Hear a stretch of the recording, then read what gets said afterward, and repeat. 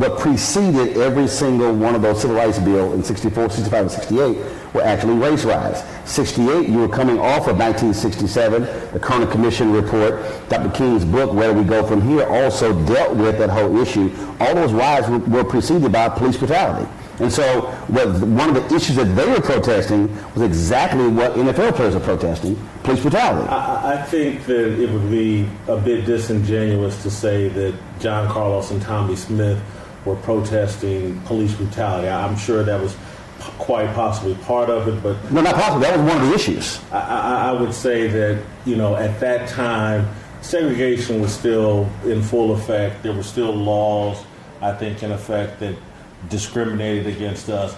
As it relates to police brutality in 2018, Roland, the government is highly motivated to try to prevent police brutality. Which government? The American government. But which one? Yeah, city, county. They're all, because, Roland, we're in a capitalistic society. When these deaths happen, there are government payout. The taxpayers get taxed. There's $1 million settlements, things like that. The government has great enthusiasm to stop police brutality because it costs money. But they don't. Let me finish. The government is very enthusiastic about incarceration. What the government wants is to politely take people to jail and prisons. That's a money-making venture. The government has no interest in a handful, 20, 100, 200. They don't have an interest in 200 or 300 people getting killed by the police. It's a money loser for them. Right, but if you have New York, if you have the city of New York, where they spent nearly $500 million in settlements over a decade. Right. You look at the same thing in Chicago. The reality is those things are continuing. You look at what happened there's a city in Michigan. You get a police officer who pulled a black man over, planted drugs on him, beat him, had to raise taxes to pay the settlement. The reality is you're still seeing the payouts. You're still seeing the settlements, multi-million-dollar settlements. I get it, but Roland, there's no job where people operate in perfection. There's just no job. And police have a very difficult job. They're underpaid, they're undertrained. We're in the most armed society, perhaps in the history of the planet and the world. Anytime you have a society this armed, there are going to be mistakes made. And again, do we overlook them? No, I'm not saying overlook them. But to sit here and pretend like, because it's popular over Twitter, that there's an epidemic of police killing African Americans or just Americans in general, it's just not true. Well, it has nothing to do with Twitter. The reality is this here. First of all, I don't say somebody being shot and killed is somebody not being perfect or a mistake. That's death. No one can return from death. I would surmise. Roland, I can't get into it's disingenuous to get into some emotional conversation or illogical Death conversation. is not emotional. Again, you're running around with buzzwords. I'm talking about this conversation of trying to pretend like the police and the government have any interest in any citizen getting killed. They don't. They're highly motivated because of their real plan is mass incarceration. It's not killing people in the street. It's such a small number, and I get it. But in this society where gun violence is this prevalent, there are going to be mistakes made by the police. Just like there's a difference between mistakes being made and when you have. First of all, I've covered city government. Gotcha. I've covered county government. Gotcha. I've actually been in the room when politicians were having to deal with these issues. The reality is this: when you have cases, numerous cases, not a handful, when you have numerous cases that, first of all, run the gamut. The city of Cleveland is on their second consent decree in a decade. When you look at when Mitch Landry became mayor of New Orleans, he called in the Department of Justice to look at that police department that had decades of corruption. Ramsey was the police chief in Philadelphia. He called in DOJ. Same thing. We know, of course, the history in Los Angeles and the history in New York. And so this is not just a matter, I believe, of players protesting just in case of somebody being shot and killed. It's also those folks who are being beaten. When you have Chicago cops, in the case of Laquan McDonald, who, first of all, lied, flat out lied.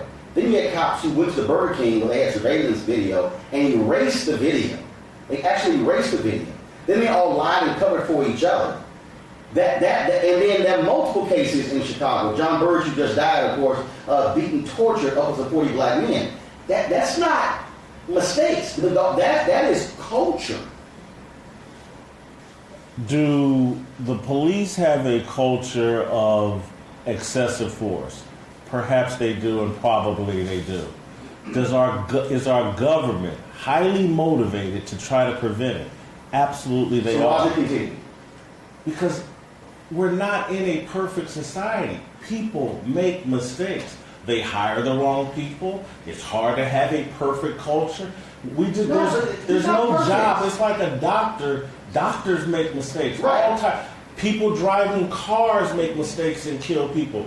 People shoot and kill each other because they're making mistakes. They get too emotional. They're too filled with hatred, whatever. Human beings are flawed and they make mistakes. And so, Roland, I get it. A lot of this stuff plays great on Twitter. No, but for me, it's Twitter because I'm aware most black media people and most media people in general do everything to build their Twitter brand and protect their Twitter followers. That's where their passion comes from. As someone who runs 3 black newspapers, before Twitter existed, this was an issue. And as someone who has buried a family member because of police misconduct, someone very close to me and my family, I get the emotion when the police misconduct. I helped raise a relative who was killed by police. I get it. But the solution isn't this, we're going to monitor the police over Twitter or through Twitter and point out every example of what's going on with the police when they do wrong. That's not the solution. So what's the solution? The solution is we have to acknowledge the government is already motivated to prevent police violence and police misconduct because it's a money loser and we're in a capitalistic society. The issue that we have here has been the over-criminalization of poor people, and mass incarceration is actually the problem. The hot-button issue that will get you on TV and build you a Twitter following is going to run around and micromanaging the police and pointing out everything that they do wrong. If they did that to me or you about things that we do wrong on our jobs, trust me, they can find examples time after time after time. This complete demonization of the police is inappropriate for us because we live in communities where we need the police. We need to recognize the police make very little money, get very little training. They're the common man. If you want to get upset with someone, get upset with the politicians and the government officials who have put laws in place to criminalize the behaviors that go on in our poor communities? Why can't you do both? Because we're not doing both. No, actually, here's what's interesting. What's interesting is that, first of all, one of the reasons why we have seen a change in many of those laws is because... Change in what laws? First and foremost, 10 years ago, 5 years ago, you did not have a level of first body cameras you have now. That's first. Second of all, you also have not had the level of scrutiny of police departments to change practices as a result. One of the issues that you have is you have strong collective bargaining, you have contracts where you have police departments in terms of what they can and cannot do. When you look at Amber Geiger right now in Dallas, who based upon that contract did not have to speak for 3 days, did not have to actually say what happened. She could, for 3 days, she could not say anything, and then, according to their contracts, is allowed to present an affidavit that actually was written by a police department attorney. Here's the reality of facts. Having been black for 51 years, having my father doing business in the black community my entire life, having grown up in the black community, Roland, we can focus on the, let's say, 100 mistakes that police make every year. It's more than 100 days. But we know what is going on in our communities and where our children, who are killing our children. And so we can spend all this time focused on, let's demonize the police, let's criticize the police. But you keep saying demonize the police, but Jason, if somebody gets killed, and if you have, in Chicago, for instance, there's a judge. I don't care who's doing the killing. No, I'm going to say. There's a judge in Chicago, for example. There's a judge in Chicago who saw 8 cops lie on his witness stand. He reports them to a police accountability board.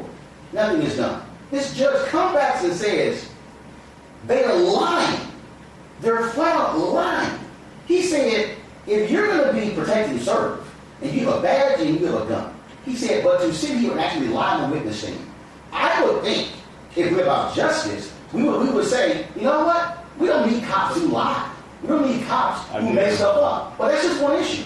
Here's what I see. We also don't need journalists who take an issue that we're having in the black community, gun violence, and the death of our young people. And for black men 18 to 24, our leading cause of death is homicide. We don't need journalists who say, no, let's focus on this smaller issue that's damaging young black men and ignore this issue and have all the conversation. You're doing it right now. And have all the conversation about this issue and all the athletes taking a knee about this issue instead of us as black people saying, hold on, we have some issues in our community, there's some things we can do, and there's some things we can ask the government to do. And again, the government is already highly motivated to prevent police brutality. They're not highly motivated to fix a corrupt criminal justice system that over-criminalizes our behavior and has us deal with mass incarceration. And so, Roland, what I'm going to say, Roland, is primarily, and what I do for a living is mostly talk about sports. I'm not an expert on the police. I think athletes have gone too far with the virtue signaling and taking a knee. It's an approach that hasn't contributed to anything but a discussion about the national anthem. And so I get it's great for your show and your Twitter following to get a sports writer knee-deep in a conversation about the police. I'm primarily a sports writer. I can talk about athletes and things like that. I can sit here if I wanted to all day, but it's a distraction, and I'm not going to. Well, here's the piece, though. First and foremost, there are multiple issues that I want to bring up. Right. I brought that one up specifically because I know for a fact, I was looking at what took place 50 years ago in those protests, and that was indeed one of the primary those issues. Athletes created a conversation about the mistreatment of African Americans in 1968.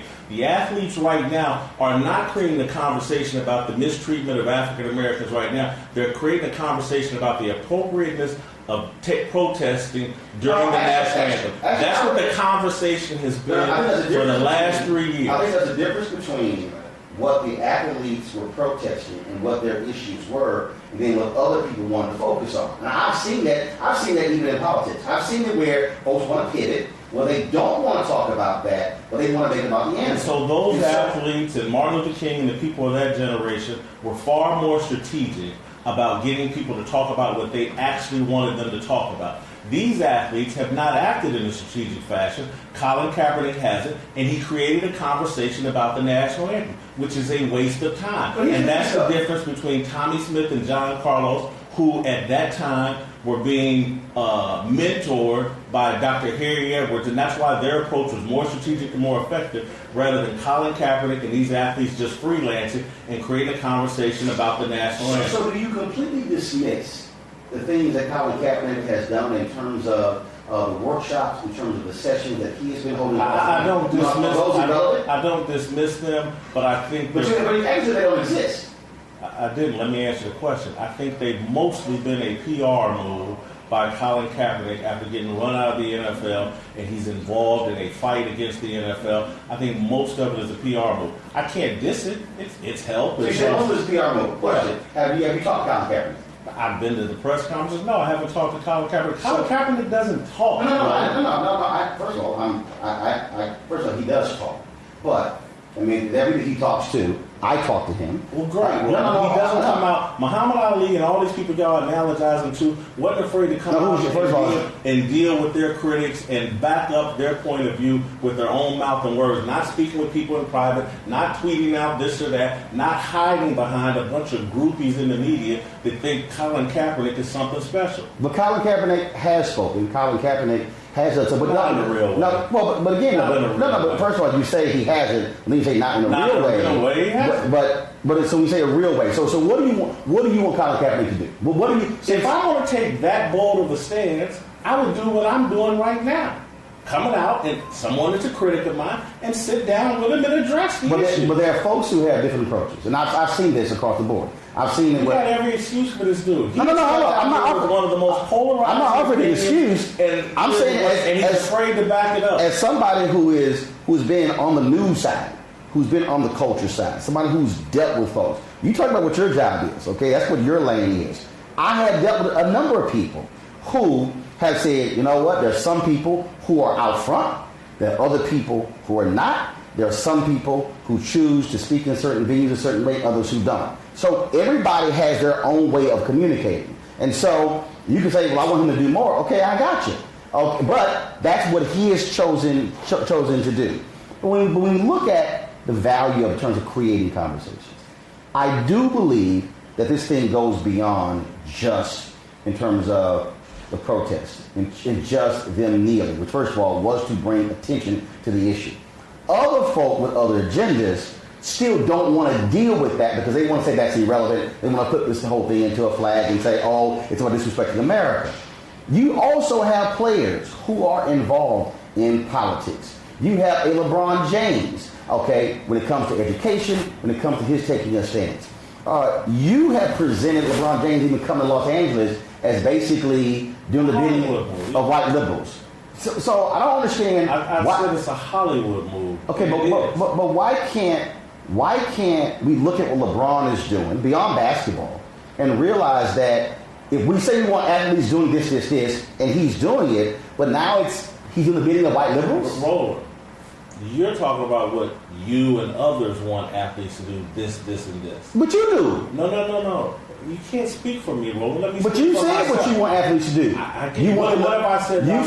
You said that you want athletes to put their money together and be able to create business and build institutions in black communities. But you've also called them stupid and dumb for protesting. And it's like, well, they're stupid and dumb. Are they stupid and dumb? Put their money together. Roland, I've done some stupid and dumb things in my life. And so when people have pointed out that that's stupid and dumb, I've done stupid and dumb things. That doesn't make me a dumb person.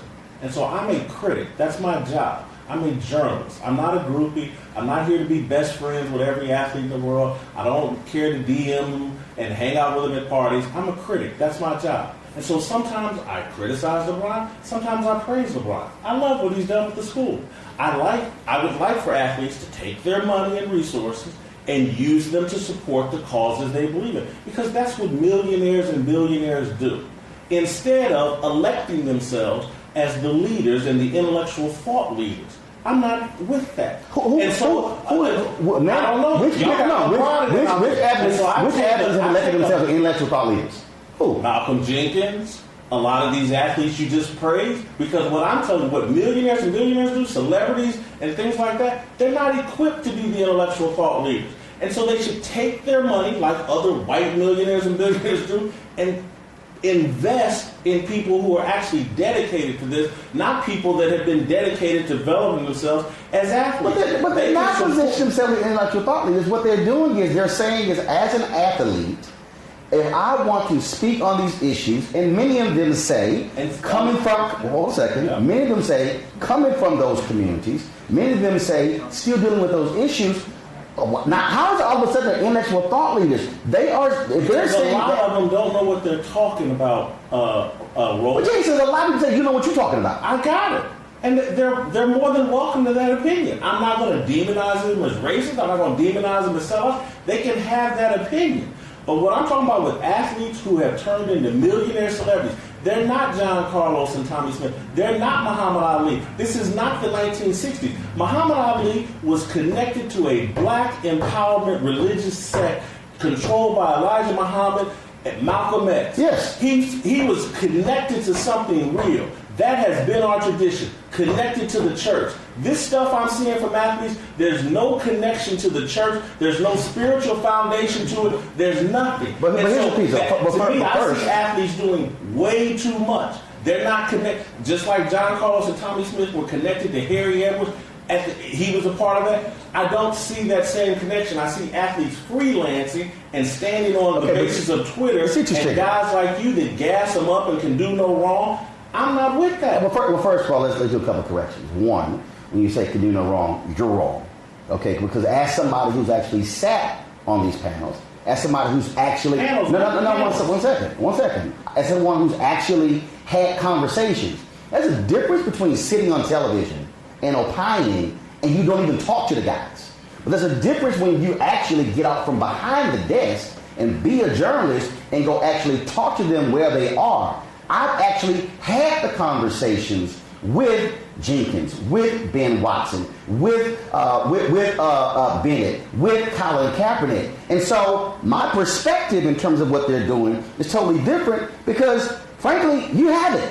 I have talked to Malcolm Jenkins. So here's the piece. So you talked to Malcolm Jenkins. You just said I haven't. If you talked to Malcolm Jenkins, I have. So how would you say that he doesn't know about these issues when in Philadelphia they made the attempt and brought juvenile justice leaders and brought others to the table to meet with Lurie, to meet with Goodell. They actually went out in the community to do that. They've done that.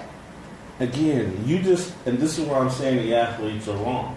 Because I don't want the athletes getting meetings with Roger Goodell and the owner of the Philadelphia Eagles to move into a lane they're not qualified for. There are actual people, politicians, community organizers, real people, not just celebrities and names, Roger Goodell, Jeffrey Lurie, blah. There's actually real people who have expertise in these issues. And so, again, I've talked to Malcolm Jenkins rather extensively here in LA when he came out to do our show, sat in my dressing room for 30, 45 minutes, and we went at it. And I think his intentions are good. I think some of what he's doing is misguided because he's trying to do too much. And so for those of you that think it's great that he got the owner and Roger Goodell to meet with somebody about criminal justice reform, I'm not impressed because that's not Roger Goodell's area of expertise or Jeffrey Lurie. But if this isn't your area of expertise, aren't you operating out of your lane? No, my area of expertise is in commenting on athletes. But commenting on Malcolm Jenkins. No, but you're also commenting on these other issues that have to do with sports, and you're basically saying because the athletes are involved in it, Roland. I gotta talk about. So if you say they're not smart enough, what if you're not smart enough? Maybe true. So why are you talking about it? Because it's my job. So how about this here? So Roland, let me explain to you the difference. Malcolm Jenkins' job is to tackle people on the football field. My job is to talk about athletes and what they have going on. It's my job. But if Malcolm Jenkins chooses to speak to issues not his beyond... job. No, well, first of all, you have passions that go outside of your job. So for instance, for me, although I'm a journalist, Education is one of the issues that I'm concerned about. I created School Choice as a Black Choice Initiative.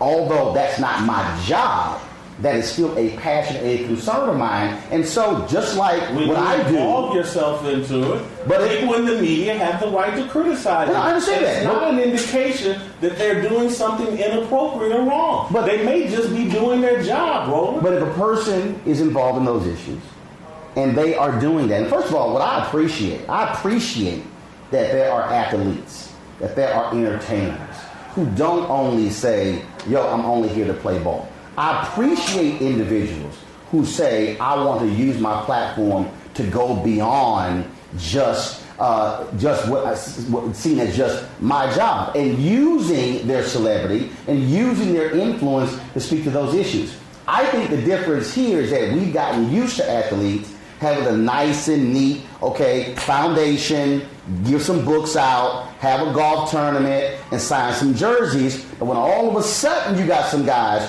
who want to go deeper, then it's like, oh, no, y'all not smart enough for that. And what I'm saying is, I'm encouraged by that because hopefully other folks who are athletes will realize that you might have a job, but you can care more about your life than just your job. You can care about your community. I think there's a lot of people that care about their community and express their care in different ways. Which is true. And so I think there's more than one way to express your care for your community. And so I just happen to believe what Jim Brown believes. And Jim Brown is an athlete that I think did it right. He played his football career, and then he got out of football and involved himself in activities in his community and giving back to his community and trying to be a leader in his community after he was done playing football. Well, after he was done, he chose to become a Hollywood star. But he was also involved in those issues before. But let me ask you this question. I get it. No, but he was. Roland, I get it. But Jim Brown's AmeriCAN program and involvement here in the LA community is something that I think should be a role model for a lot of athletes. And I appreciate it. So Jim Brown has been quite clear.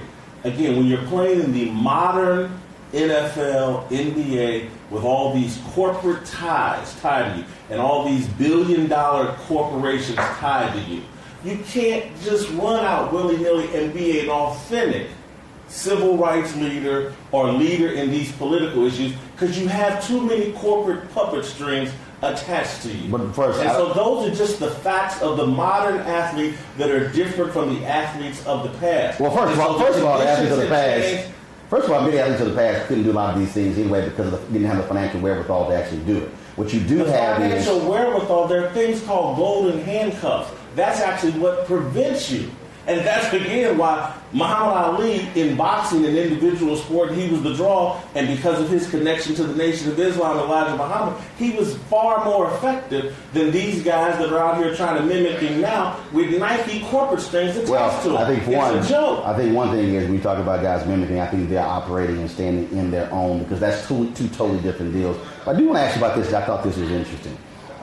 When LeBron James talked about the N-word being sprayed on his home. And you said that he had fallen to the far left track of that value embracing victimhood. Yeah. But then you said racism is an issue in America that is primarily an issue for the poor. It's not LeBron James' issue. He's removed himself from the damages and the ravages of real racism. So are you saying that if you're black and you have money, that you don't encounter racism, that you don't deal with it?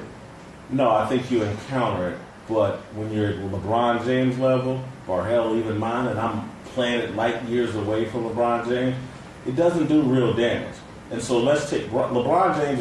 If he was spray painted on his garage, that's a racist act. If the N-word was spray painted on his gate, did it do any damage to him? He wasn't here. It was removed before the police even got here. There was no damage done. And so we've reduced racism to whatever little hurt feelings or someone said this or that. Racism is actually something real that damages people. And so when you become the kind of wealth that LeBron James has, and you become an elite. It's damn near like O.J. Simpson and what he got away with. He's an elite. He's super wealthy. But the ravages of racism don't touch him in the same way as it does the poor people. And so his comments analogizing himself to Emmett Till's mother were preposterous and ridiculous, and anybody with a brain knows it. But actually, when you talk about the idea of racism, I'm not talking about the idea. I'm talking about the damages of racism. We're trying to take the damages out of it. No, actually, we're not. Someone said actually, we're not. What we're doing is showing actually the gamut of it. So, for instance, when a George Wilborn, brother, comedian, done relatively well. When George Wilborn is trying to buy a home in a suburb of Chicago, and then when the owner finds out that he's black, and then George Wilborn, all of a sudden the house gets pulled off. George Wilborn has to sue as a result. George Wilborn encounters racism when it comes to housing. There were Los Angeles Chargers who said when they actually moved from San Diego, who faced housing discrimination when they were looking to buy a home. Oh, they had money, but they were facing housing discrimination. Robert Smith, richest black man in America, worth $2.7 billion, has talked about the numerous times he gets pulled over by the cops in his very expensive car, going to wait, his private jet is waiting on him, because they're not looking at a guy who's got $2.7 billion. They're seeing a black man driving a nice car. The reality is that I don't care what your station is. Bob Johnson, just the other day, because what he just dealt with, you can have money in America and you can still deal with racism. The issue, though, is why should we have to say, well, yours is real and mine is not really real? We don't have to, but we don't have to pretend like LeBron James getting something spray painted on his $20 million mansion in Brentwood is in any way equivalent to what happened to Emmett Till and his mama. He said it, and it was ridiculous. Well, first of all, we say equivalent. I'm not saying, first of all, you're right. It's not equivalent, but it's not even in the same planet, Roland. So the damn N-word was removed from his gate before he even saw it, before the police could even get there. It did nothing to him. But we have reality, Jason, of folks who are black in this country who work in places where opportunities are not even being afforded to them. And somebody might say, oh, but you have a nice life. And this black person over here... No, this isn't about having a nice life. This is about whether it did any real damage to LeBron James. First of all, I'm going beyond just the N-word and LeBron James. I'm going to damages. Racism actually damages you. It doesn't inconvenience you. And what I'm saying is this. To be black in this country, we want the same thing white folks have. And that is to be able to drive, to shop, to go to work, and not have somebody do something to us that is racially motivated. And what I'm saying is, the reality, even in 2018, is you might have a lot of money, you still you may have to encounter the reality of racism in America. And so, if there's any white people watching, what they would argue is, you think nothing ever happens to me bad on the job? Nothing racially motivated ever happens to me on my job? There are white people that would, and again, may not be at the same rate, may not be at the same... Not even close. Not even close. Oh, who knows? I can't speak for white people. Actually, if you go to the EEOC, you can do that. I can't. Because that's where typically the claims are made. I get it. There's some people make claims, some people don't.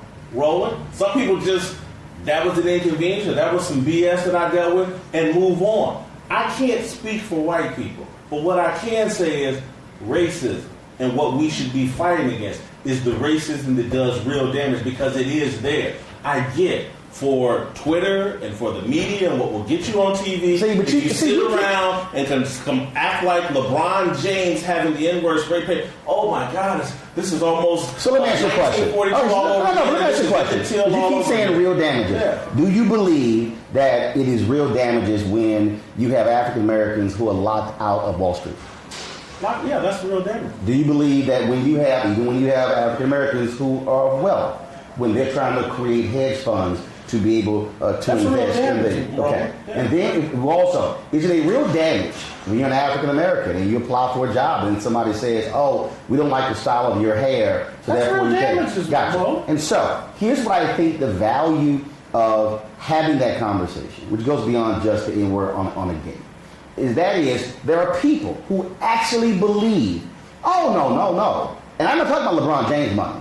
I'm talking about the people who say, oh, no. You don't deal with those things. You don't see those things. There are African Americans. So here's my problem, Roland. What happened to LeBron James doesn't convince those people that these real things actually happen. What it makes them do is say, like, oh, that's some whiny BS. And that's what they do. Well, instead. And so it makes it easier to ignore. Actually, I think you're wrong, because when you have instances where African Americans who are well known, who have had to encounter the reality of race, other people have said, wait a minute, hold up. If it can happen to them, I know. No, they don't. See, because Roland, this is the problem. Are you serious? Yeah, I don't think that's what they do. No, because again, Roland, you believe in trickle down social justice, just like Ronald Reagan believed in trickle down. Actually, you're wrong. I deal with too many black media people. You're wrong. And somehow, if we treat LeBron and Serena better, it's going to trickle down. No, and the people at the bottom. You are absolutely wrong. So to say that this is what you did, you are 100% wrong. I don't believe in trickle down. Ella Baker, one of the greatest organizers, believed not pulpit to pew. Then why are we spending so much time talking about LeBron James? No. And something that got spray painted on his gate. So here's what's interesting. So that's trickle down. LeBron James wasn't damaged. It doesn't prove anything. No. First of all, there's an idiot in his neighborhood. We don't even know if it was a black or white person. Here's the piece. We don't even know if it really even happened. But here's the piece. You want to limit this to solely LeBron James in the gate. No, listen. I lay out for you other examples of well-to-do African Americans who have had to deal with the reality of race. I'm trying to actually have a broader conversation beyond the gate. And what I'm trying to say is not trickle down. What I'm trying to say is that you have individuals. It's not a question of, well, your wealth is this, so therefore you really don't experience that. One second. One second. That gets pulled over. No, first of all, his name is Robert Smith. No. Here's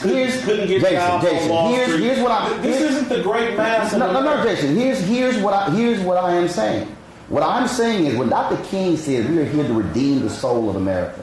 When Dr. King said we are here to make America be the nation it is on paper, not the nation it is in reality, what I am saying that black folks would want is whether you are a LeBron James, or whether you are a middle-class teacher, or whether you are a brother and sister who live in public housing, or a single mother or a two-parent household, that you know what? We would like to go through this society and not have to deal with the issue of race. What I looked at, what LeBron was saying is that this is what happened to me. You just said you're moving away from LeBron, but you just brought it back. No. Because I said. But you told me not to talk about LeBron. No. I'm expanding on the point, and that is when we look at the issues of race, whether you are an athlete or an entertainer, or whether you're somebody who is on Wall Street or Main Street or MLK Street. The reality is you're still black in America, and you're still dealing with the indignities of race.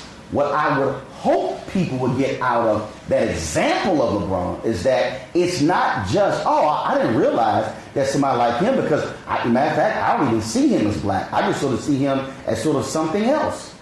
I think what you see is something that happens in a fantasy Twitter world. It just doesn't happen. Hold on, here's because this is what's going on. Because again, you have some fantasy about how America works. No, I don't. It's not how it works. Jason, I have a reality, Jason. They're not looking at LeBron James' spray painted gate and going, "Oh my God." No, Jason, I have a reality. But part of your argument always constantly, well, what happens on Twitter? First of all, there are numerous conversations and numerous things that happen that's not happening on Twitter. You, like a lot of media people, are a slave to your Twitter feed. How? Hell, Roland, you've tweeted like 200,000 times. Okay. Everything. Do you know what? Do you know what? Slaves to their Twitter feed. First, it's not a platform for us. First of all, it's not a slave to it. What it is a communications medium.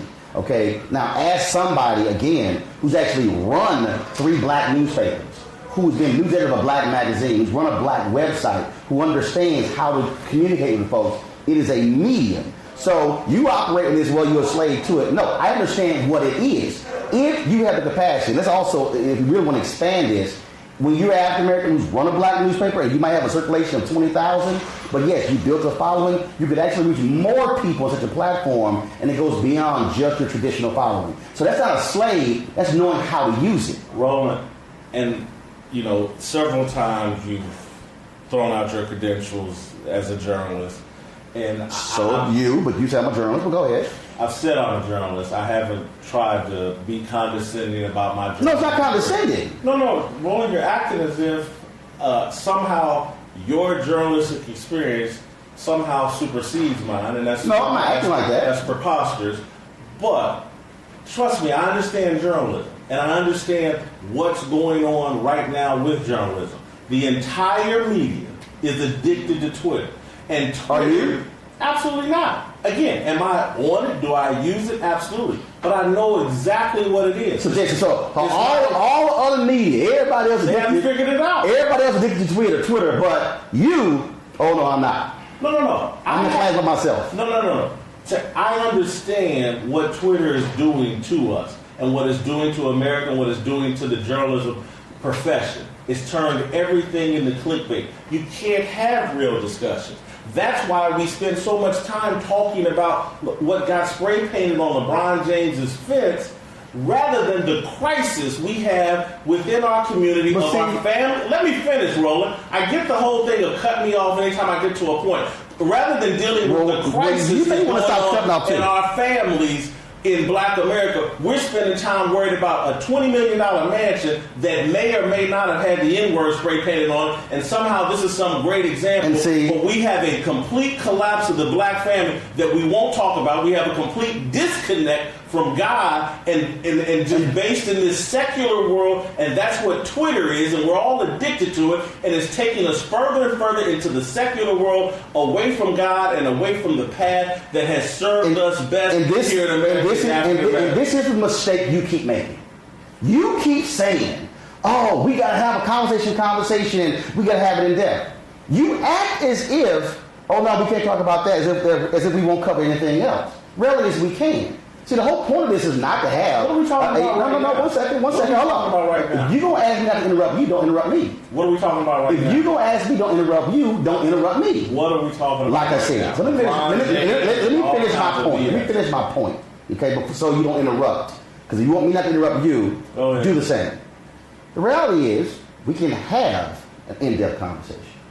You talk about all these things, but then when you get challenged on it, ooh, why are we talking about it? The reality is this here. What we are looking at right now. Hold on, one second. Hold on. You're interrupting. I'm not running for anything. Jason, you're interrupting again. Allow me to finish. I'm not running. Jason, allow me to finish. Jason, allow me to finish. No, you said, oh, why are we talking about this here? Why are we discussing this here? Why are we discussing these things here?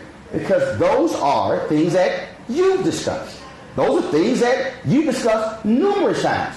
If you don't think that the protesting and the Colin Kaepernick and that's what you do about nothing, why do you keep talking about it? Because Roland... In fact, your Twitter feed, you Twitter, you've been complaining when he got the award from Harvard. You send multiple tweets. If there's no big deal, if everybody else is a slave to it. Multiple tweets about what? When Colin Kaepernick got the award, the Lee Du Bois award from Harvard. I said something about him not streaming. You posted about three or four different tweets. And so they said what? Tell me what they said. I'll pull them up. But what I thought because what I think is interesting is if none of these things matter, why do you keep talking about it? Because Roland, as I've explained to you, my job is to talk about what's going on in sports and who's making news in the sports world. My job dictates that I talk about Colin Kaepernick. His protest was one of the biggest deals in the history of sports. It changed the conversation about the NFL. It's my job. But if you're saying, well, it's no big deal, why we talk about it? So let me ask you this question. I have a job, man. Well, first of all, we all have jobs, but there are a number of things that we can also talk about, and we can actually say, you know what, I don't think that's really important. I can talk about this in sports. I mean, we can actually do that. I have a job that's tied to television ratings and connected to what the massive audience wants me to talk about. I can't just talk about what I want to talk about. I have a job. I have bosses. So what you're saying is that you talk about these things because it's also part of the ratings game. It's part of my job. Right, which But then you I complain. mean, television, yes, ratings are a part of television, Roland. Okay, but you just complained and whined about people using Twitter for clickbait, which is the same as ratings. It's the exact same thing.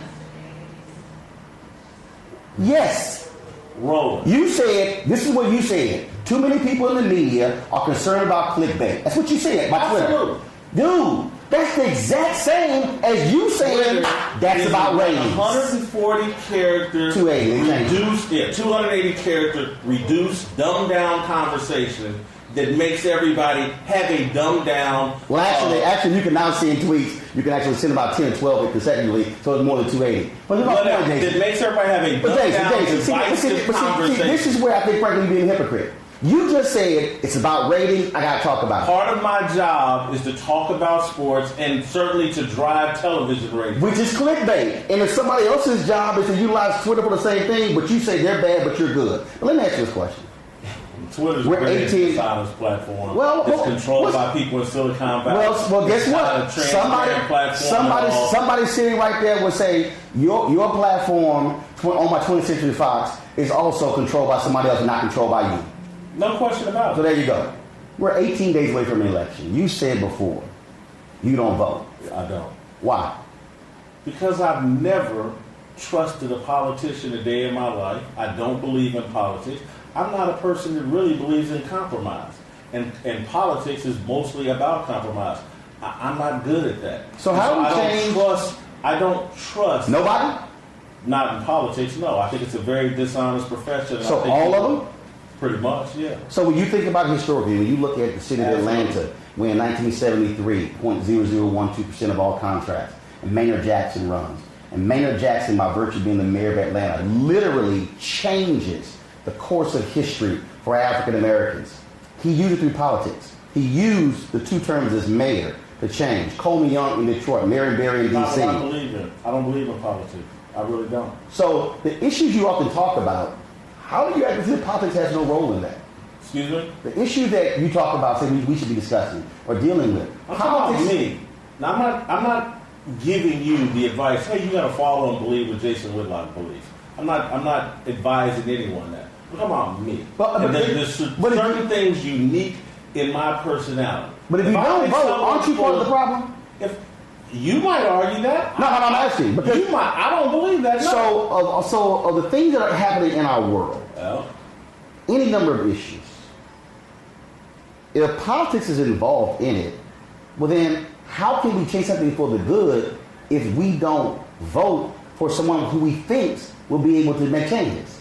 Because I think politics, the way it's constructed now, is always going to let you down. I think that there's so much dishonesty and corruption in politics that I just don't personally involve myself in it. What I believe in, what's best for us as African Americans, is an allegiance to God.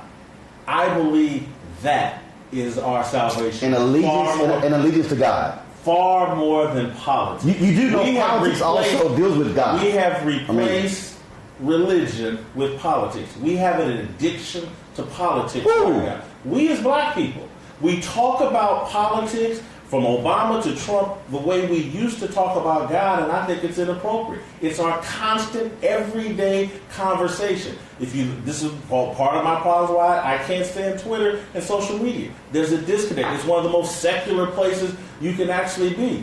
I think if you go look at the Asian American community that has had a lot of success here in America, it's not through politics. It's through an allegiance to themselves and taking care of themselves. That's why I think we've lost course as African Americans. Have Asian Americans had the same history as black folks in America? I don't think they've had the same history, but I think they've had issues in America, and I think they've addressed their issues by gathering up in their own communities, supporting each other, and supporting themselves, and they're not as heavily involved in politics. I think there was a time when we needed to be heavily involved in politics. There were laws on the books that prevented us from pursuing happiness and liberty and things in America. I think we went through that time in the 60s, 50s, 60s, maybe part of the 70s.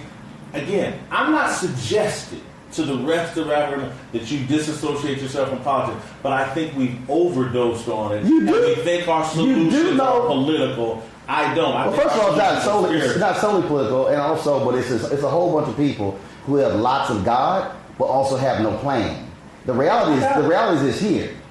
We can show the timeline of the role that politics has played in actually making our community a better community, but not only making our community a better community, also making our lives in America better. To act as if somehow that's irrelevant is crazy. And again, if I look for me, I didn't say it was a suggestion for Roland.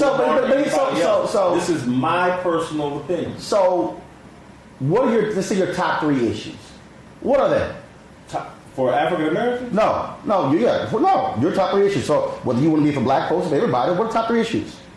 The number one issue I think facing the African American community is our breakdown in family, and I would couple that with our distancing ourselves from religion. I think those two things go hand in hand. Until we fix the black family and until we get right back with God, nothing good is going to happen for us. But when you say get back with God, there are millions of black folks who are in church every Sunday, who are in Bible study. There are numerous As soon as they leave church and Bible study, they go straight to politics. They turn on cable TV, and they have an addiction to politics. You do know we had religious leaders in the 50s and 60s who were also heavily involved in politics. Did it? We had laws on the books in the 50s and 60s that drastically needed to be changed. We still have laws on the books that actually were set during those times that still have to be changed. The Florida Restoration voting initiatives right now dates back to a law in the 1880s. The governor of Virginia, who won Terry McCullough, when he wanted to extend voting rights to formerly incarcerated, all 13,000 at one time, then Republicans said, no, you have to do it individual. That dated back to a 1902 law where a lawmaker said on the floor, we are doing this to keep the darkies from voting. And so the reality is to act as if somehow politics does not still have to hurt us or we somehow can't interact with it. Didn't say that. So, but again, though, I said for me, I don't involve myself in politics. So when you look at the issues, my number one issues were. Actually, for 3. You said I really only have 2. You said the family and the black church. Family and spirituality. We have disconnected from God, and it's a mistake. Well, I would argue, especially as somebody who's the husband of a minister, and in terms of the folks who I also see, that significant number of us who are very much there with our religion, but I think there are a whole lot of us who also love to talk about what is happening in our society and frankly are sitting on their behinds and not voting when they can actually impact it. See, I know there are politicians who are good people. There are people who are there to do the right thing. If you go study the history of the planet, if the family's not connected, nothing can grow from that. If the family's not together, nothing can grow from that. And so we can put all the laws we want on the books. Yeah, but if our families are in disarray and our children are being raised by grandmamas and aunties and cousins and things like that, nothing is going to happen. And as long as we are disconnected from God, nothing good will happen. But here's what I also realize. There, a long time, for a whole lot of us, have been connected to God, have been praising and worshiping, and all of that. And we have still been broke. We have still been locked out. You can be the most holiest of holy person, and you can be on a job, and somebody can make a decision that, no, you ain't getting promoted. You can sit here and lay hands and heal people all you want to, and you can still encounter that. What I am saying is, we can actually do both at the same time. And what I am looking at, and I talk about in terms of what is happening, I think if anybody who reads Dr. King's book, Chaos or Community, Where Do We Go From Here, what he laid out in that book, where he talked about the institutions that can play a critical role in saving black America. He said the black church, he said the black press, and he said the black professional organizations, which includes fraternities and sororities, because of their infrastructure. He dealt with religion, but even Dr. King understood, right in that book in 1967, that we can be as holy as possible, but there are still other aspects of our lives that we must contend with. And to act as if politics and community, you can even say save our community. My parents were founders of our civic club. That's still politics. Because who picks up trash and who cuts down overgrown lots and who tears down crack houses, that's politics. To me, family and God God and family are the foundation for Okay, any Jason. healthy community, Jason. any Okay. healthy group. So what do you If do? the foundation's no good, you can stack all the politics on top of Okay. what you want. It's going to Okay, collapse. so what do you do then? So answer this question. Yeah. What do you do if you're that family and it's mama and dad and they are holy people? They love God and they serve God. But their kids still go to horrible schools. They also are living in areas where you don't have economic opportunities. They are a nuclear family, loving it together. But this is their inside of the house. This is the rest of the house. How do you deal with that? I think If politics doesn't matter. I'm not saying I didn't say politics don't matter. Okay, it's fine. I didn't Okay, say so if you have this black family that's together, and they are loving each other, and then they're praising God, and they love God. But then when they step outside of their house, they're still dealing with an economic reality, and an education reality, and a social reality. Who changes that? How is that The family? individual, I know many families like that. Most of my friends come from families like that, and I know how we made it and moved forward. And so again, if you come from, and I came from parents that were divorced, but I know where my grandmama had me, and I know where my mama had me, and I know what they planted in me. And so again, there will be obstacles in life, but if you really have a spirit-filled life and a God-filled life and the right kind of family support, you can overcome those obstacles right here in America. But again, when you are dealing with all of those realities outside of the home, there are folks who say, I still got to deal with that. I still got to deal with it every day. Everybody does. Well, no, but again, How do you deal with it? but again, I think holistically is how we have to look at it. I think it's frankly naive to think that, well, if it's just this is coming from somebody. Parents who have married 51 years, okay, still together, 5 kids, 4 went to college, all of that, but we still are looking at what happens when we still are operating in this society that goes beyond our church, that goes beyond our family, and the stuff that we got to deal with. That's still there. And Roland, I think life is full of challenges for all human beings. That's just the way that it is. Life is unfair. Life is hard. What do you do to limit the ability for racism or whatever the obstacles are to impact you moving forward? How do you limit that? How do you limit that? I think how did me? How would through education, through self-responsibility, through accountability for myself, to taking care of myself and not making irresponsible decisions that make it so when I face an obstacle, I'm able to overcome it. So if it's education, yeah. And when we also look at the reality of the type of schools that our children are in, when we look at the inequities of those schools, not just big city, but also rural as well. Again, we can even, first of all, in the history of black folks, in 399 years black folks have been in America, we can say, oh, that person. But if you talk about a collective, we still have to accept the reality in terms of where we sit collectively in the United States. And if education is one of those areas, that's one where you damn right we better be involved in politics, because that plays a huge role in what schools get built, the amount of funding that goes to those schools, So to give us those opportunities. Here's my position, Roland, is let's be involved in politics. But let's do it from a foundation of family and God. And then we can start making better decisions when we enter into making those decisions along politics. We have, to me, accepted some giveaways from the Democratic Party that have crippled our family. Like what? The whole welfare system, the whole system, to be quite honest with you, integration was a mistake, Roland.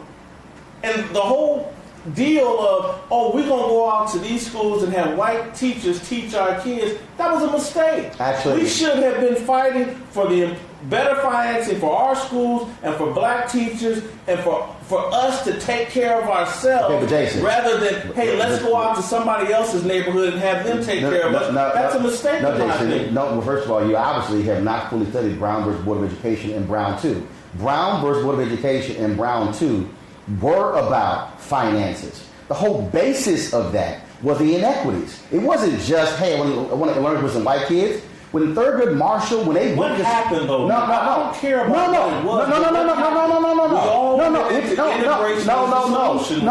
No, and that's where you're wrong. We didn't all run into it. No, we didn't all go into that. What happened, still happened, was you had black folks who were saying properly fund.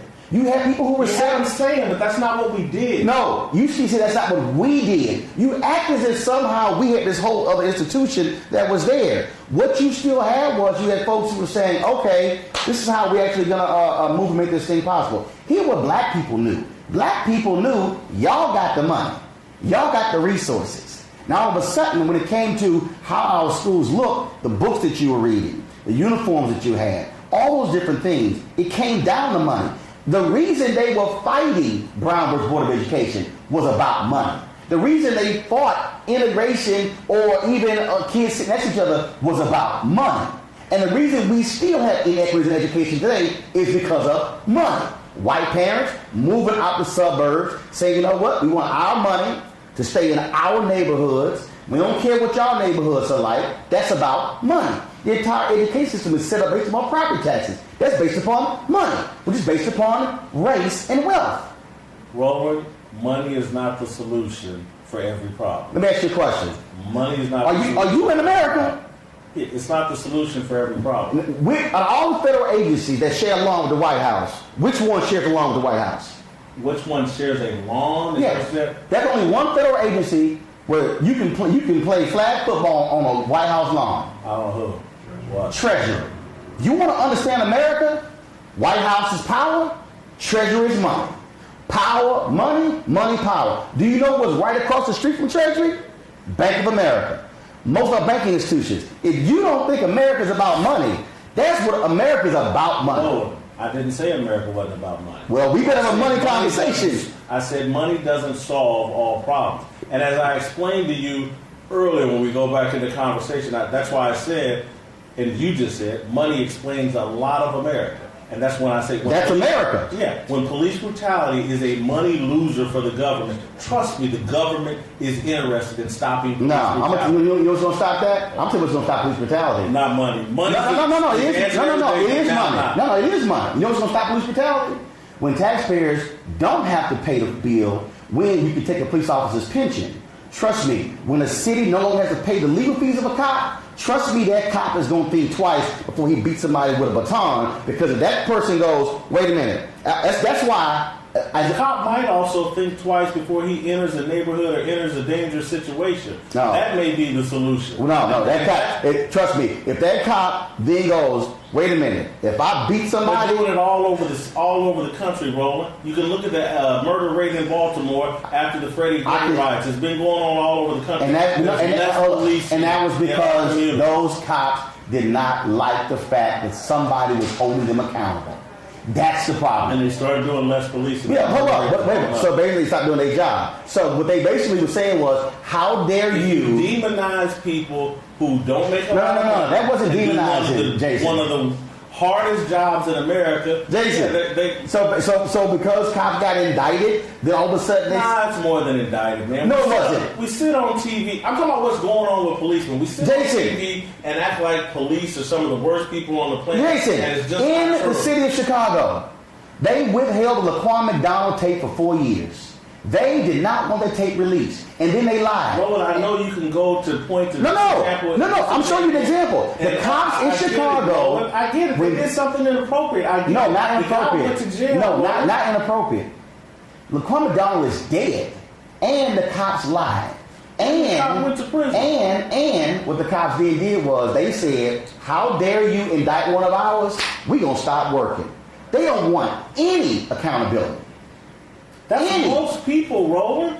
But these are people who have guns and badges. I get it, Roland, who can take your life. People, dude. That is they're human beings, Roland. I know they're human beings. Look, they raise their hand. But guess what? They don't want to count. There's a level of power that they have that you don't have. I got it. And you know what? What comes with that badge and that gun is a higher level of accountability. And damn it, they need to be held accountable. And it can't be, oh, you're demonizing. No. For the cops who do good, yo, celebrate them. But the cops who do bad, you damn right go after them and not coddle them. And I'm not going to excuse it as it was a mistake or it was an accident. Because I've actually dealt with the issue. Well, when you say perfection, personal life, no profession is preferred. None is perfect. But there are few professions where you can shoot and kill somebody and get away with it. That's what it is. That's what it is. One of the questions I got to ask you about. We almost run out because I got. No. Just a couple more questions. Are we at halftime yet? Is anybody? 6 minutes in the second quarter. All right, go ahead. Couple more questions. We look at what a number of athletes are doing. Grant Hill, things that he's involved in. Chris Webber, things that he's involved in. When I look at the Bennett brothers, I'm looking at athletes who are obviously totally different from previous generation of athletes because of the level of wealth that they have. I do believe that what we are seeing, and I don't believe they get the same level of attention. I think that we are seeing the athlete today, frankly, who is doing even more than a significant number of athletes who were in the 50s and 60s and early 70s, who are actually changing lives of people that frankly doesn't get the level of attention that it should get.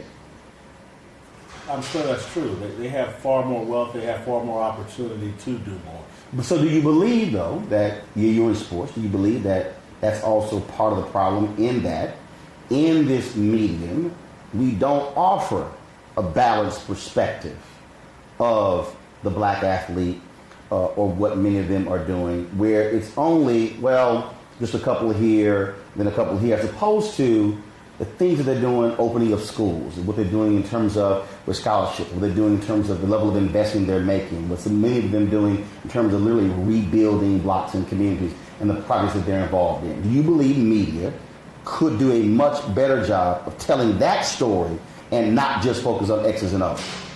Yeah, I think they could, and I think they probably do more of that now. But again, does it get traction? Is that what people want to read? Again, sometimes it's supply and demand. Demand dictates what the supply is. Again, I was involved with, the formation of the Undefeated, and it was about telling a fuller story about the black athlete. And so, ESPN has a website with 40, 50 African-American journalists that's dedicated to telling the full story of African Americans. I think they're trying to do it, so I can't say all of the media is ignoring it. I can't, it's a supply and demand issue, but, there's a website, The Undefeated, that's fully staffed, and the ESPN has dedicated a lot of money to, that I think is trying to tell a fuller story about the African American athlete. Speaking of that, that's your greatest failure? Is that my greatest failure? No, I think it's one of my greatest successes, that the thing actually launched, and there's 40 to 50 but you didn't launch it, you were fired from it. No, I got it. And so it happened. Because trust me, there were people trying to stop it from happening. And the whole issue with me, when I was at ESPN, it was about whether or not they were going to fully fund the issue. That's what the fight was over. Some people didn't want it to happen. I did, and I wanted it to be fully funded with a full staff, just like Grantland and other places. And I had that fight with them. They fired me, but they went ahead and launched the site, and they fully funded it. I won that argument. So you don't think you don't think that if you had stayed there, they wouldn't have fully funded it? You think by firing you, that's what got it fully funded? I think it played a role in it, absolutely, because there were people there that just absolutely didn't want the thing to happen, whether I was involved or not. And then there were extra people gassed up because they didn't want me involved. And so, again, in losing that fight, I think, or in having that fight, I think John Skipper at that time realized what was going on. Can't move forward with Whitlock. Going to get rid of him. But we are going to fully fund this thing. The guy is right. Were the mistakes that you made that, looking back, you wish you had managed it better? I wish I had managed it better. No, because I think I did the things necessary for the site to launch and for it to be fully funded and have a full staff. Are there small things along the way? It's a startup. No, I got it. It's a startup. All kinds of things happen. You know, a wrong person got hired here or there. Small things that, yes, I could nitpick and whatever.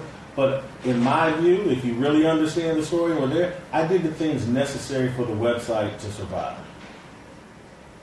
Ownership is a huge piece, and obviously in terms of the understanding, in terms of being able to control a narrative and tell the story.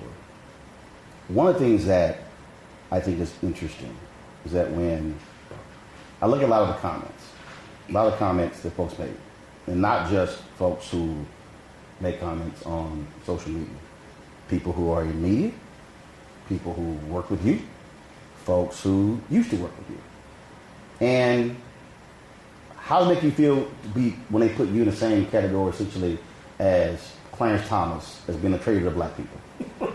It's comical, but I can't control what people say over Twitter. All I can do is live my life. But, you know, it's comical. But I say it's comical, but, you know, Clarence Thomas is a Supreme Court justice. He's a successful person. So it's not the worst thing you could say about me. Clarence Thomas is very successful. He's on the Supreme Court. He has risen to a place of great prominence in American history. But in terms of selling out my race, that's a joke. That rolls off of me because there's just no truth to it.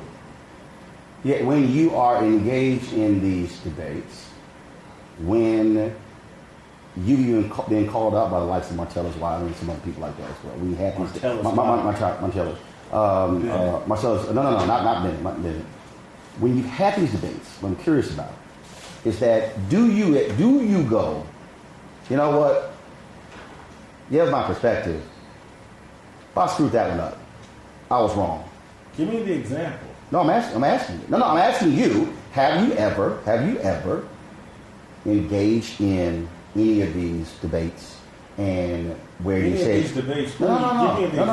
I am speaking broadly. What I'm saying is, have you ever? Debates? No, any of them. Have you ever been engaged in any of these debates where you then reflected by saying, you know what?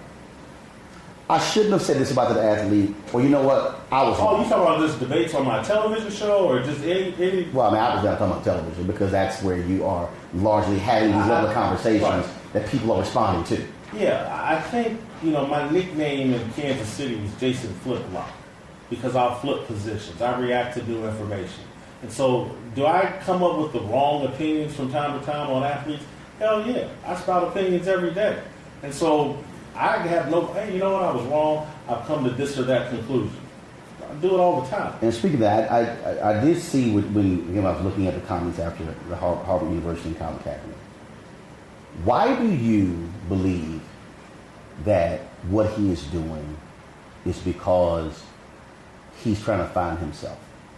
What's the basis of that? What's the basis of that point of view? Because I've seen many young people of mixed race who grow up in an environment outside the black community who have struggled with their identity. Everybody has. And anybody black that pretends like they haven't encountered that with young people is lying. And so, and again, some things I know about Colin Kaepernick that I will not share or whatever, but he shows all the classic signs. Of what? He grew up in a white community, raised by white parents, and he's black. That right there is a very complicated upbringing in America. Okay. And it's going to lead, first of all, whether you're mixed race or not, all young people have identity issues. All of them. And they go through a process of finding themselves. That's what the college experience in your early part of your life is generally all about. Colin Kaepernick's are more complicated because of America's racial issue and his upbringing and things like that. And so when I see a guy go from being the party guy that's all tatted up to voila, I lose my starting job and now I'm baby Malcolm X or Angela Davis and I got a black fist in the air, it rings as someone who's trying to find himself. Or could it be somebody Could be. who, while he, well, but see, the reason I think that's important, because when you articulate that point of view, it should be actually based upon something or substance that's tied to that person. When you say all people, first of all, everybody's different. Okay, Every person goes through trying to find themselves. Yes, and what I'm saying is that there are people out there who might be 18 or 19 or 20 who aren't having the same issues as somebody else who's 18, 19, and 20. But to say that about him, and then to say as if, well, it's that, and he's doing these things only because of his girlfriend, things along those lines, and you don't know. You're just throwing something out there. And I'm just wondering. More than you think. No, Roland, but I'm just going to leave it at that. I'm not going to go chapter and verse. I'm not going to do some deep dive on Colin Kaepernick. But why not? Because if you offer that perspective, I think it's unfair. But isn't some it, of what I know, I think is unfair. But isn't it unfair for you to make that characterization if it's not based upon fact? I do believe it's based on fact. But if you believe it's based upon fact, but then you don't want to back it up. I'm not going to share everything that I know or have been told about Colin Kaepernick. It's clear, Roland, I'm not out on some shaky territory looking at this guy. Everybody I know black has seen someone like Colin Kaepernick. It's just a fact. Mixed race kid, raised in the suburbs. I've seen it on my Ball State football team with all these different recruits and guys that come in that don't come from the city, don't have some strong black connection. There's an identity issue that people work through early on in their life. He, in my opinion, is still working through those issues. I don't say that. I don't say that maliciously or derisively. He's a typical young person. But Jason, it comes off as malicious. It does. It comes off as just like this is a fact of life. But that's not how it comes. An overweight person. But that's not how it comes off. Some sort of issue that causes them to overeat. But that's not how. That's not a malicious statement about overweight. So you're not concerned about how it comes off because when people hear that, when people hear you associate who he is and what he has done, and then you throw in his girlfriend, you give this impression as if this guy, he's being led by other people, as if he hasn't come to that conclusion himself, and you give this perspective as, he's just this confused brother, and then with the baby Malcolm X, and then, but it's happened to me, happened to most everybody I know.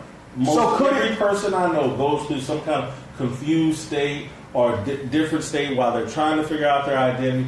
I think his are a bit more pronounced than others, but I think his background is a bit more complicated. Just like, because a very similar background to Obama. But could it not be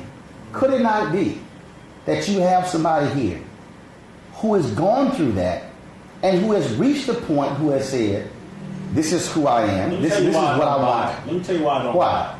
Because anything that I reach some conclusion, and this is me and he ain't me, but trust me, I can stand up and verbalize it and explain it. I don't hide behind Twitter. I don't hide behind private conversations with Roland Martin or whoever else. I come out and stand on it and defend it. But Jason, that's you. I get it. But also, you don't vote. And you said, that's me.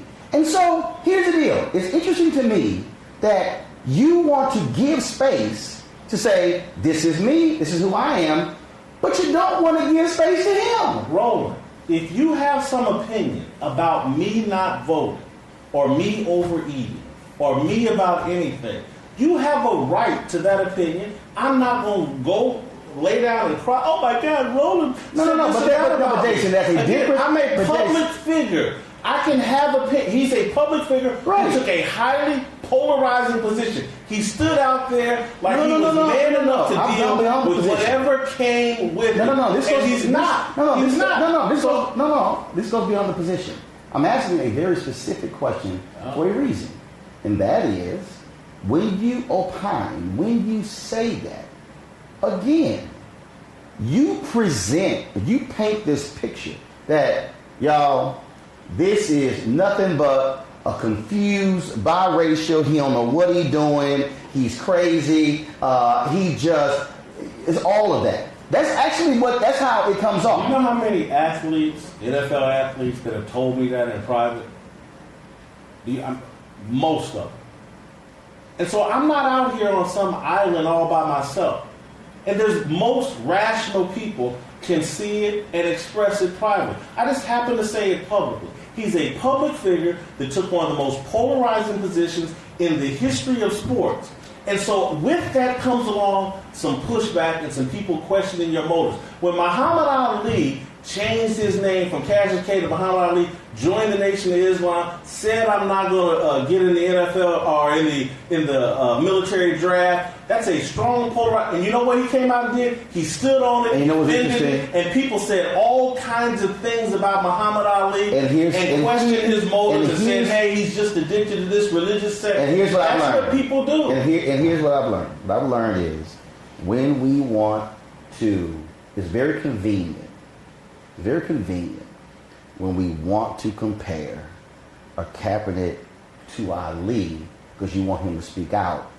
But then you take offense when others compare Kaepernick to Ali. You're literally bolstering your point of view by using Ali versus Kaepernick. Yet when others, because you said it earlier in terms of, people want to see him as baby Malcolm X or Muhammad Ali. You are using Ali to justify your argument, but when somebody else uses Ali to justify the argument about Kaepernick, you say they're wrong.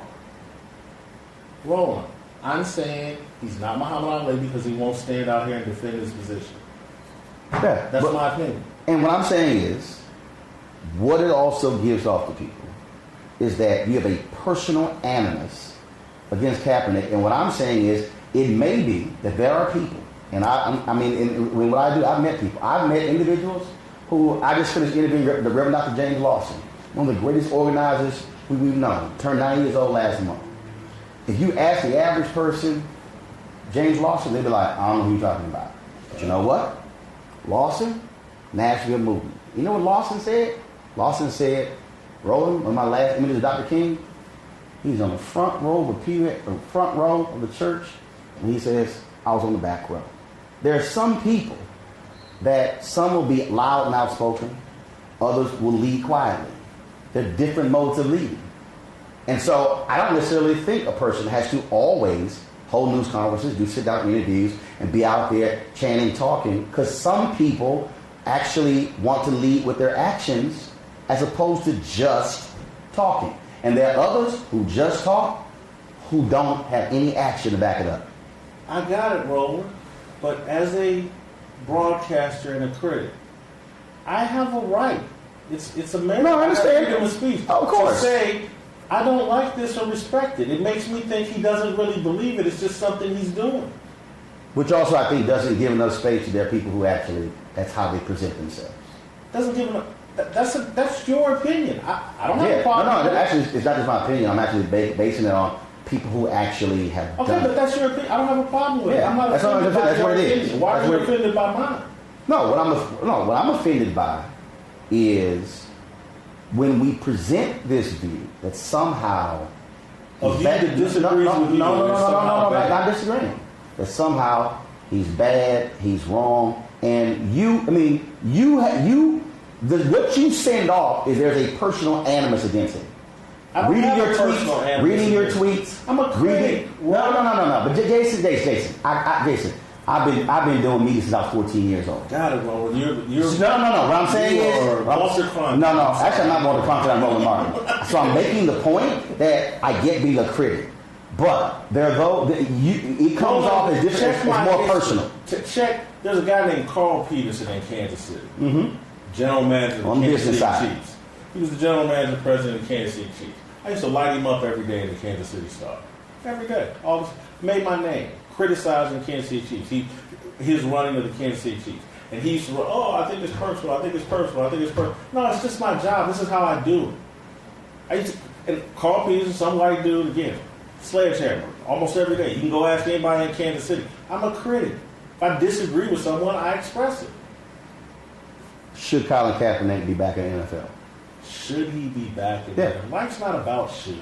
Okay. When you look at Nathan Peterman, who's thrown 82 career passes and 10 interceptions, do you believe that Colin Kaepernick has a skill set to be an NFL player? Yeah, Colin Kaepernick has enough talent to play in the NFL.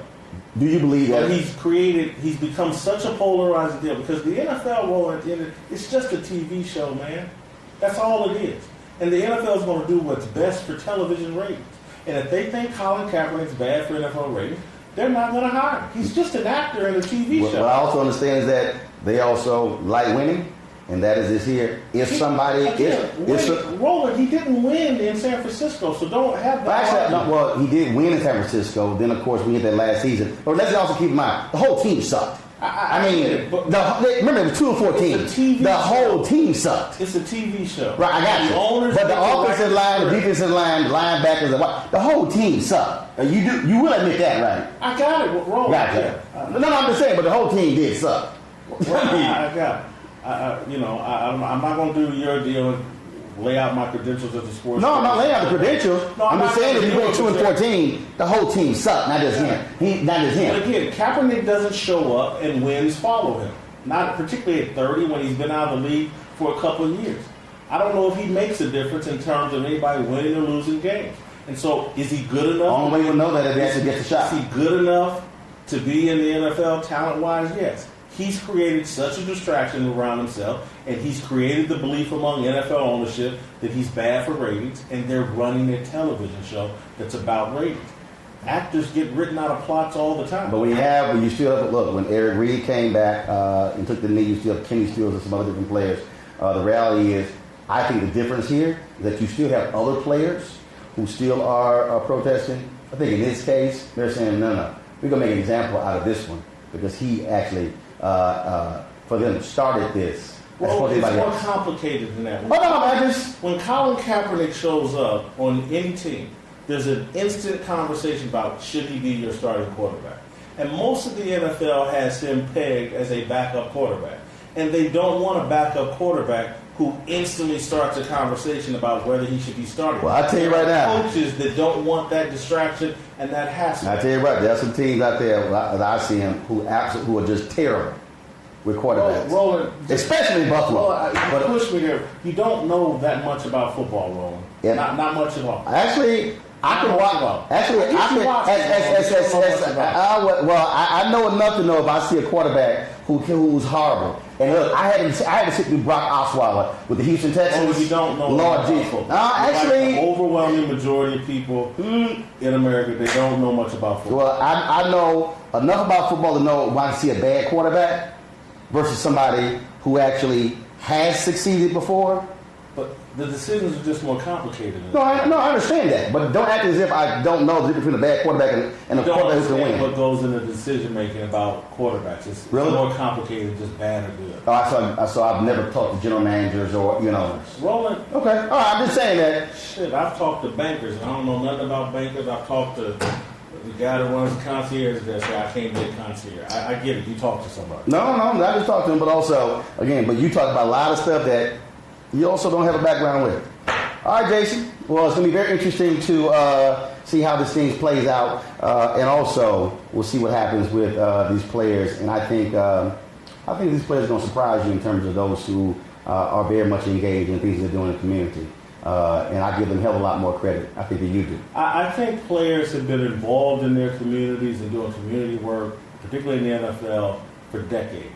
I've covered the Kansas City Chiefs in the NFL for years. Player involvement in their communities and community work has been going on for decades.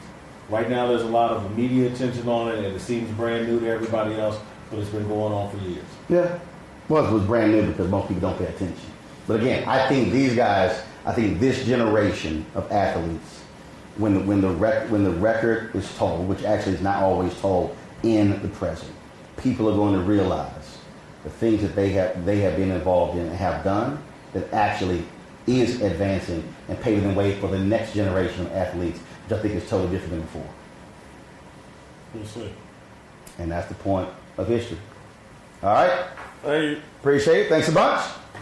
All right, folks, that is it. We appreciate all of y'all watching. We'll look for your comments as well. And I'll see you tomorrow. I'll be at the Young Turks studio tomorrow. I'll be joining Yank Dugan and those guys on the Young Turks. So look forward to having that here. Look forward to having that conversation with Yank. We'll be live with the Young Turks. at our regular time, 6 p.m. Eastern, 3 p.m. Pacific time. And of course, you can catch me right after I'm done with the Young Turks at 4 p.m. as well. And don't forget, we're also going to be going in and out live streaming from A Taste of Soul on Saturday here in Los Angeles. 350,000 people will be at Taste of Soul on Saturday from 10 a.m. to 7 p.m. So we'll certainly look forward to you joining us this weekend as we live stream for that as well. I look forward to reading your comments. Don't forget you can support Roland Martin Unfiltered by going to RolandMartinUnfiltered.com to join our Bring the Funk fan club. These type of conversations, we're going to have more of these. As I told you, I was here in LA 2 weeks ago. Amazing conversations I had with Chuck D, Erica Ash, Erica Alexander, Devon Franklin, Congresswoman Maxine Waters, Lisa Ray, Reverend James Lawson. This is the kind of discussions we need to have, not just the short, quick sound bites. And of course, this is what you're not getting on black networks out there and a lot of these different black websites. And so we want to offer you something that's totally different than what you're seeing on a regular basis. And so let me check to see, because I want to see, do I have to wear my clothes tomorrow? My Astros were down 4-0. Let's see where we stand right now. Okay. Boston, they beat my Astros. Dadgummit. So the season's over for my Astros, but the Lakers play the Rockets Saturday here in LA. Yes, I'll be there to see us beat LeBron James. Y'all take care. I gotta go. Holla!